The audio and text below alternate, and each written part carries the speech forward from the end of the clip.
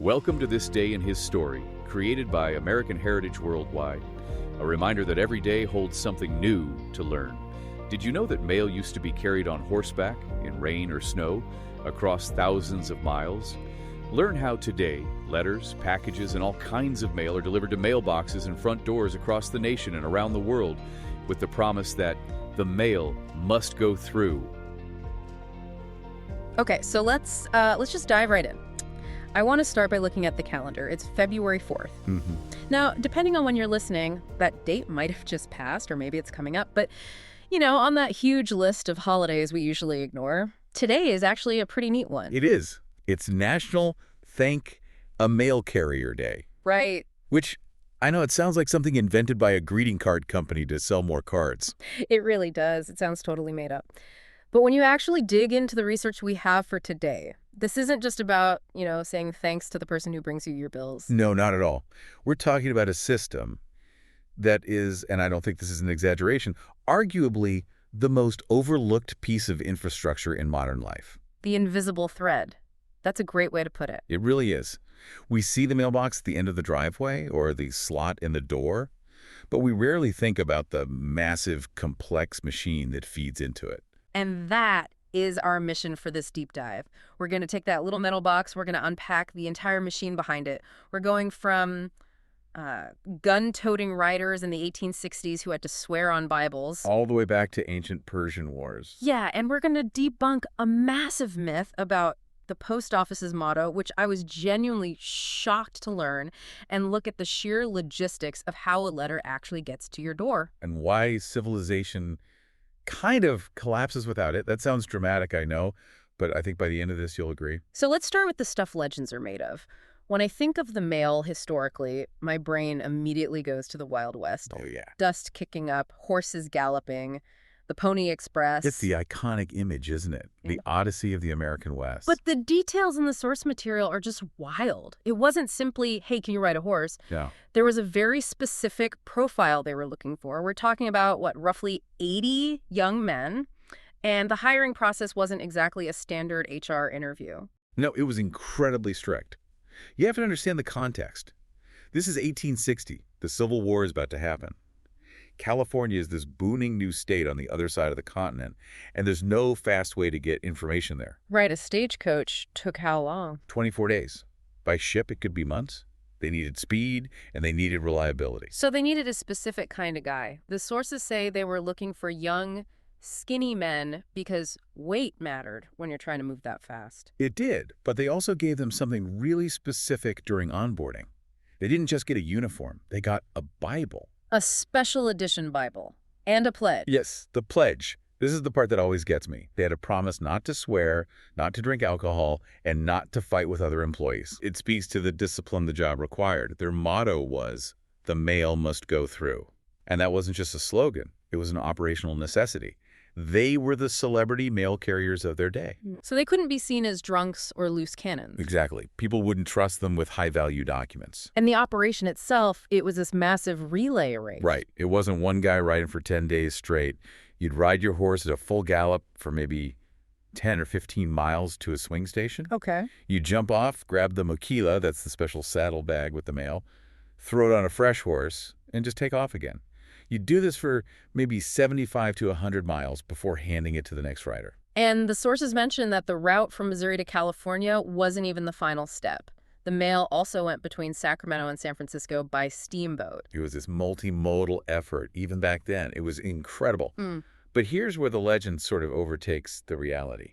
If I asked you how long the Pony Express lasted, what would you guess? Oh, man. Based on how many movies there are about it, I'd assume it ran for decades. It feels like a permanent fixture of the Old West. It operated from April 3, 1860 until October 26, 1861. Wait, seriously? Just 18 months. That's shocking. That's barely a year and a half. It was a flash in the pan, a financial disaster, actually. Do you know what killed it? Technology must have caught up. The telegraph.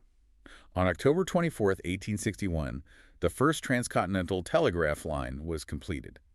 You could send a message to California in seconds, not 10 days. Wow. 2 days later, The Pony Express announced it was closing down. That is a classic example of disruption.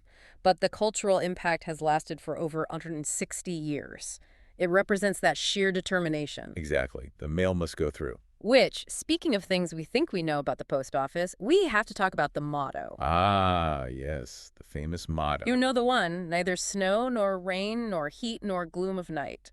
I thought that was the official mission statement of the USPS. Most people do. But here's the aha moment. Uh-oh.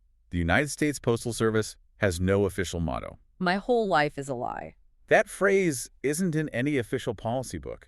It's actually inscribed on the outside of the James Farley Post Office in New York City. So an architect just liked it. The architect just liked the quote and thought it looked good on the building. That is wild. It's architecture, not policy.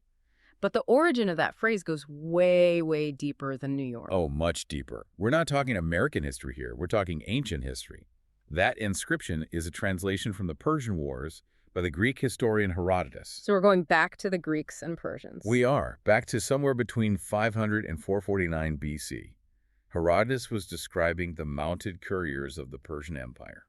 Okay, so why did the Persians need such a hardcore mail system? Well, if you run a massive empire, your biggest enemy is time. If a rebellion starts in a distant province, you need to know about it now. Right. The Persians built this incredible road system and stationed men and horses at intervals. Herodotus was just marveling at their efficiency. He wrote that these messengers wouldn't let snow, rain, heat, or darkness stop them.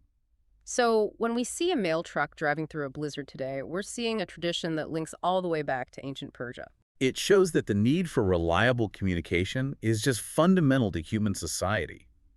I mean, historians believe people were hired to deliver royal decrees as early as 2000 BC. 2000 BC, that's mind-boggling. And the oldest known postal document we have, it comes from Egypt, dating back to 255 BC. So the concept of the mail is almost as old as civilization itself. That puts a whole new perspective on the person dropping off my junk mail. He's part of a 4,000-year-old lineage. It is. But let's fast forward a bit to how this system was built in America specifically. Because we didn't just copy the Persians, we formalized it pretty early on. We did. In 1775, the Second Continental Congress established what they called the Constitutional Post. This was the first organized mail service in America. And the man they put in charge, Had to be Benjamin Franklin. Benjamin Franklin, the ultimate multi-hyphenate, inventor, diplomat, and postmaster general. The nation's first. And he wasn't just a figurehead. He established many of the mail practices that, in some form still exist today. He knew that for these colonies to become a nation, they needed a unified way to talk to each other. And it's amazing to watch the timeline of how the service evolved. The sources lay it out really clearly, like postage stamps didn't even exist until 1847. Right, before that it was chaos. Often the recipient had to pay. Imagine getting a letter and having to pay just to see who it's from. I would definitely return that to sender. But here's a detail people often forget. Delivery wasn't always to your door. No, that's a modern luxury. Before 1863, mail was generally delivered from one post office to another. You had to go pick it up. Then in 1863, courtesy delivery began for urban addresses. But if you lived on a farm... You were out of luck until 1896, when rural free delivery began. And this was huge. Think about the isolation of a farm in the 1890s. Getting mail delivered to your road meant you were suddenly connected. It bridged that gap between the city and the country. And then, the biggest game changer for logistics, 1963, the ZIP code. The Zone Improvement Plan. That's what ZIP stands for. It was essential for streamlining sorting as mail volume just exploded after World War II. Machines could finally start doing the heavy lifting. Exactly. But there's one crucial legal distinction about the USPS that sets it apart from private companies, even today. The legal mandate, the universal service obligation. Let's unpack that. What does that actually mean? It means the USPS is legally obligated to serve all Americans, regardless of where they live. So if I live on top of a mountain or in a tiny village in Alaska, they have to get the mail to me. Correct. A private courier might look at that route and say, it's not profitable, we won't go there. The Postal Service is a public service. They use mules to get mail to the bottom of the Grand Canyon. They use bush planes in Alaska. That really drives home that invisible thread idea. It's a binding agent for the whole country. It is. But obviously, the job has changed. We aren't using horses anymore, and the contents of the mailbag are, well, different. Drastically different. Today, it's a high-tech operation. Computerized equipment sorts hundreds of millions of pieces of mail every single day. The scale is just mind-boggling. But the sources do point out a big shift in habits. 4 out of 5 U.S. households now pay their bills online. Which makes sense. Letter volume is down, but thanks to e-commerce, package volume is a whole different story. The post office has basically become the logistics arm of the internet economy. But even with all the computers, there's still that final mile, the human element. The human element, absolutely. And the source material asks a pretty direct question. Do you think you would want to be a mail carrier? It's a valid question. It's not an easy gig. No. Looking at the requirements, you need a high school diploma, clean criminal background, clean driving record, proof of citizenship. Plus, you have to pass an exam and an interview. And that's just to get in the door. The physical reality of the job-walking routes, carrying loads, dealing with weather, it demands a lot. It brings us right back to that unofficial motto, rain, snow, heat. They really do deal with all of it. And the dogs. And the dogs. The cliche is absolutely true. It's a real occupational hazard. And the physical connection point varies so much. The source lists all these different types of mailboxes. P.O. boxes, curb boxes, door slots. Or the clustered boxes we see in newer developments. But whatever the shape of the box, it represents the handover point. It's where this huge global network touches your personal life. Which brings us right back to why we're doing this deep dive today, February 4th, National Thank a Mail Carrier Day. It's a moment to just pause. The source materials suggest something really simple. Leave a thank you note in your mailbox. It seems like such a small gesture, doesn't it? Yeah. But think about the solitary nature of that job. They're out there all day, often alone. They might deliver to 500 houses and speak to no one. So finding a note that acknowledges their effort, that could actually mean a lot. I think so. And the sources take this a step further, actually. They connect the specific act of thanks to a broader philosophical or even spiritual idea of gratitude. Yes, there's a quote from the New Testament in the source material from Galatians 3:15. And let the peace of God rule in your hearts, and be ye thankful. It's an interesting connection. It's not just about manners, it's about a mindset. Right. The source reflects on gratitude for daily blessings. We often focus on the big things, but the fact that a package can travel across the world and land safely in a box at your house is, in its own way, a daily blessing. It implies order. It implies safety. That's a great point. We usually only notice the mail when it's late. Exactly. Anxiety comes from chaos or disconnection. The mail system is reliability.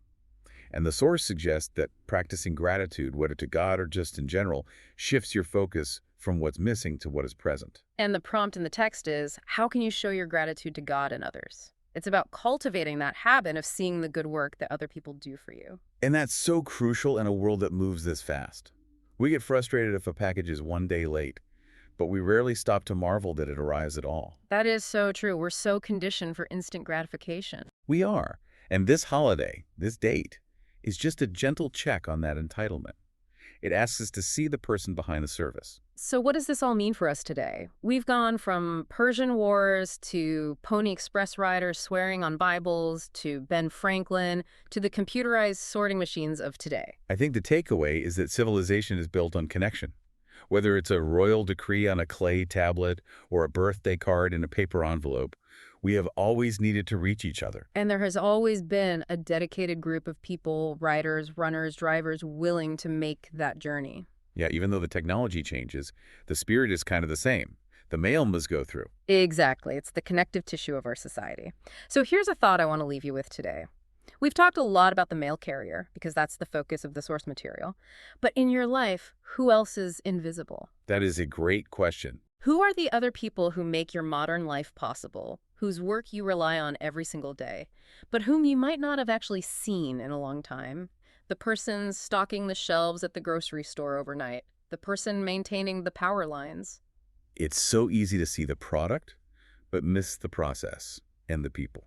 We flip a switch and expect light. We open a box and expect a letter. Exactly. So maybe the challenge isn't just to leave a note for the mail carrier, though you should definitely do that, especially on February 4th, but to look for one other invisible thread in your life and just give it a little tug of appreciation. I like that. Acknowledge the infrastructure of your daily life. It changes how you see the world. So tomorrow, or even today when you check the mail, look at that box a little differently. It's not just a metal container. It's the end of a very long, very old road that goes back thousands of years. Thank you for joining us for this day in his story. May the lessons of yesterday inspire you to see God's hand today and to play your part in his story now. For more faith-based learning, visit ahsworldwide.org, the homeschool for faith and family.